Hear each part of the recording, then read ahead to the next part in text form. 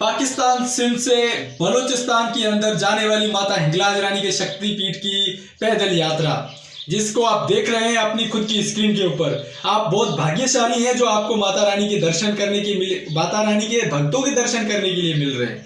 ये सब के सब वो यात्री हैं जो गरीब पुअर फैमिली से बिलोंग करते हैं, और ये सब में इनमें से बहुत सारे ऐसे यात्री हैं जिनके पास पहनने के लिए जूता तक नहीं है, और बहुत सारों ने तो ये कह रखा है कि भाई हम जो है पैदल यात्रा करेंगे।